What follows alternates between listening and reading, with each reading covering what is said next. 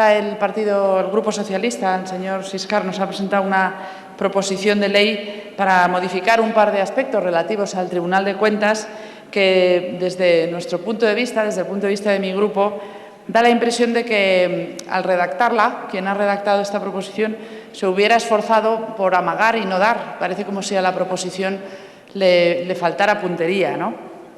En primer lugar, yo creo que conviene explicarle a la gente lo que es el Tribunal de Cuentas, porque es un órgano en sí mismo bastante opaco, lo cual es paradójico tratándose de un órgano que fiscaliza las cuentas de las administraciones públicas. Además de esta labor, fiscaliza las cuentas de los partidos, por estar incluido precisamente en la ley de financiación de estos, pero desde nuestro punto de vista, pues es el típico órgano del bipartidismo, la típica institución que, desde luego, si fuera independiente, podría desempeñar un papel sustancial en la vigilancia, en los controles democráticos, en la transparencia y la rendición de cuentas a propósito de las cuentas públicas, pero no es independiente porque, como en tantas otras instituciones, el bipartidismo entendió que el hecho de que sus consejeros sean nombrados por el Congreso y el Senado equivale a repartirse cuotas entre el Partido Popular y el Partido Socialista, equivale en suma a una patente de corso para patrimonializar la entidad, como hacen con otras tantas instituciones, hoy mismo con el Consejo del Poder Judicial, como hemos sabido. De esta manera, pues tenemos un Tribunal de Cuentas que está compuesto en la actualidad por 12 consejeros, 7 del PSOE, 7 del Partido Popular, 5 del PSOE y uno que era del PSOE, pero era el nombre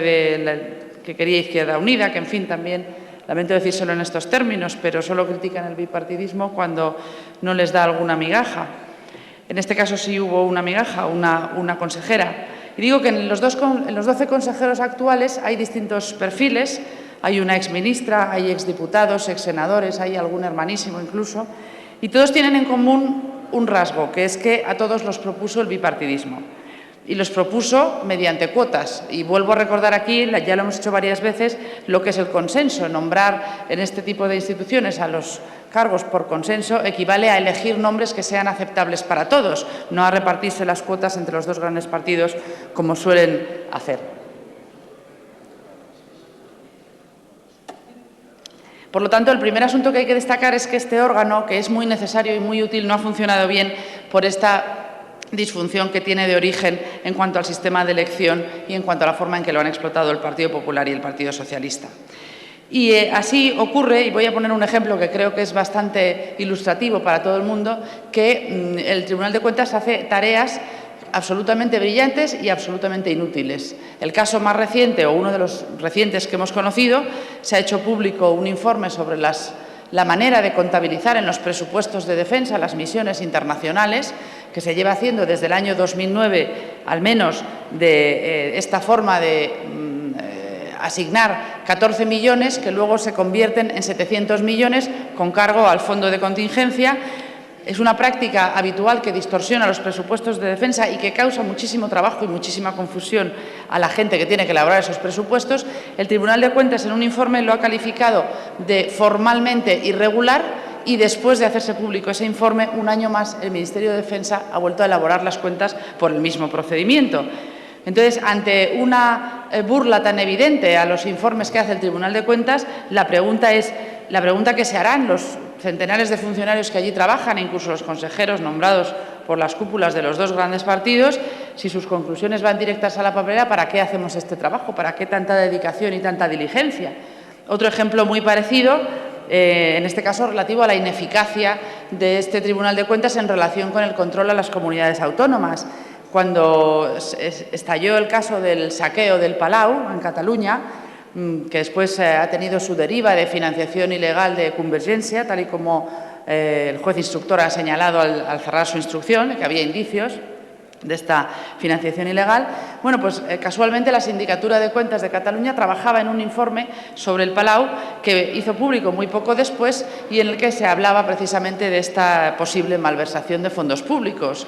La Sindicatura de Cuentas, no sabiendo qué hacer con el informe, lo remitió al Tribunal de Cuentas de aquí, al Nacional, y el Tribunal de Cuentas se lo volvió a remitir diciéndole que era cosa suya. Y así es como vemos que el uno por el otro, la casa por barrer, y allí sigue el informe 3 años después en la Sindicatura de Cuentas de Cataluña sin que ese informe haya servido para nada, porque quienes han llevado a cabo actuaciones respecto al saqueo del Palau han sido los tribunales de justicia.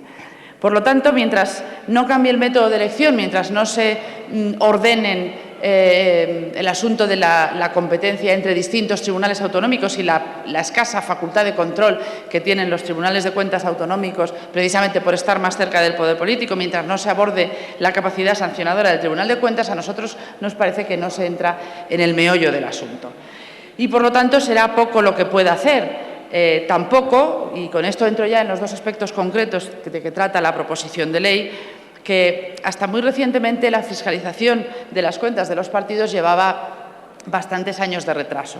Ahora el Tribunal de Cuentas se está poniendo al día por obligaciones legales, porque hemos modificado aquí esa ley precisamente, y se ha establecido que el plazo sea de 6 meses para la presentación de esos informes sobre las cuentas de los partidos. Una de las propuestas que nos hace aquí el Grupo Socialista es reducirlo a 3 meses. Bueno, nos parece bien, siempre y cuando esto no perjudique la calidad de esa fiscalización, de esa investigación que hace el Tribunal.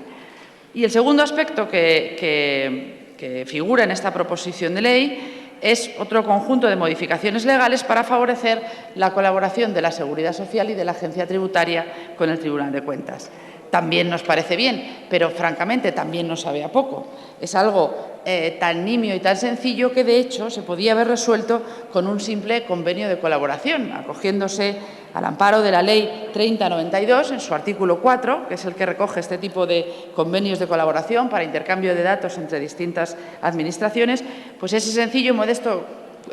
convenio de colaboración pues no habría tenido tanto relumbre probablemente en los medios de comunicación como una proposición de ley, pero desde luego hubiera resultado muy eficaz